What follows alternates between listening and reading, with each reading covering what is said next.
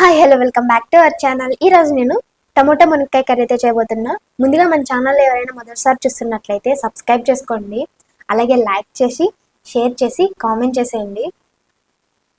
మీ support వల్ల నేను ఎన్నెన్నో వీడియోస్ చేస్తాను. మీరు సబ్స్క్రైబ్ చేసి లైక్ చేస్తే, అలాగే మీరు ఈ కర్రీ పేరు మొదటిసారి వింటున్నట్లయితే ఇంట్లో ఒకసారి ట్రై చేసేయండి. కర్రీ అయితే సూపర్గా ఉంటుంది. ప్రాసెస్ ఏంటో చూసేద్దాం రండి. ముందుగా స్టవ్ మీద ఒక కడాయి పెట్టేసి దాంట్లోకి ఆయిల్ అయితే వేసేసుకోవాలి. ఇలా ఆయిల్ మొత్తం వేసేసుకున్న తర్వాత ఆయిల్ వేడెక్కాక దాంట్లోకి కొద్దిగా సాసులు కూడా వేసేసుకోవాలి.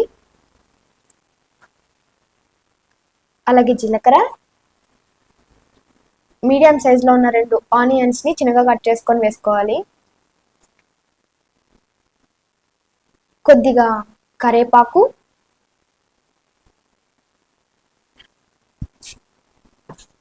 4 పచ్చిమిరపకాయలు చీల్చి వేసుకోండి.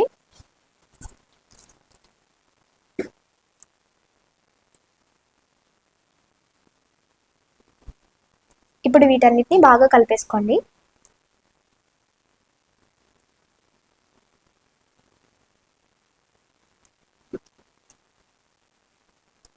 ఇలా కలిపేసుకున్న తర్వాత ఇవి కొద్దిగా ఆనియన్స్ వేగాయి కదా, ఇప్పుడు వీటిలోకి కొద్దిగా అల్లం పేస్ట్ అయితే వేసేసుకోవాలి, 1 స్పూన్ అంతా.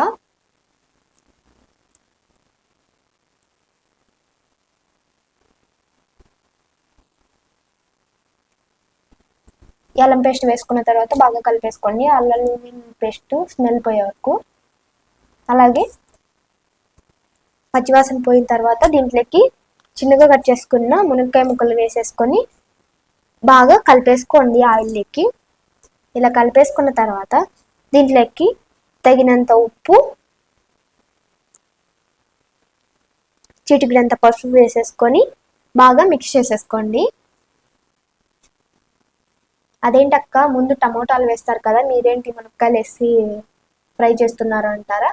ఈ ఆనియన్స్లో టమోటాలు వేసి ఉడికించడం వల్ల త్వరగా ఉడుకుతాయి అండ్ టేస్ట్ కూడా బాగుంటుంది.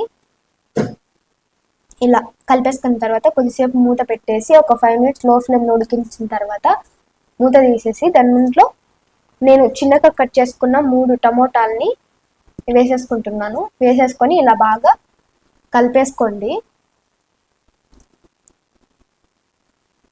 ఇలా కలిపేసుకున్న తర్వాత దీంట్లోకి 2 స్పూన్స్ కారం పొడి,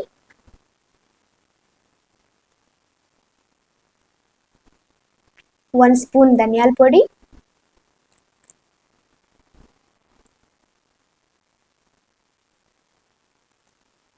వేసేసుకొని బాగా కలిపేసుకోండి.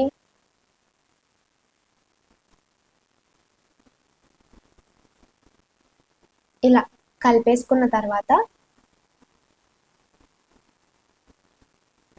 మూత పెట్టేసి హై ఫ్లేమ్లో ఉడికించుకోండి. అలా మధ్య మధ్యలో కలుపుతూ ఉండండి కింద మాడిపోకుండా ఉండటానికి. 50% ఈ టమోటాలతోనే మునక్కాయలు ఉడుకుతాయన్నమాట. ఇలా ఒకసారి మిక్స్ చేసేసుకున్న తర్వాత దీంట్లోకి 2 గ్లాసెస్ వాటర్ అయితే పోసేసుకోండి. ఇంకా 50% ఉడకడానికి వాటర్ కావాలి కాబట్టి 2 గ్లాసెస్ అయితే నేను పోసేసుకుంటున్నా.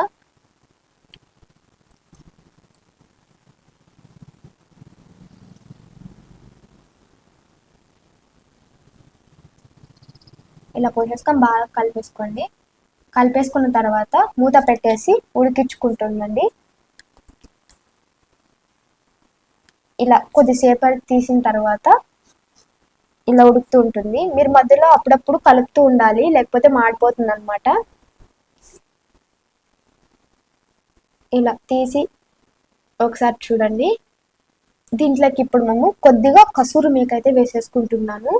కసూరి మేతి వేయడం వల్ల టేస్ట్ అనేది చాలా బాగుంటుంది. హోటల్లో ప్రతి ఒక్క మసాలా కర్రీలకి కసూరి మేతి వేస్తారట. ఇప్పుడు కసూరి మేతి వేసుకున్న తర్వాత బాగా కలిపేసేయండి.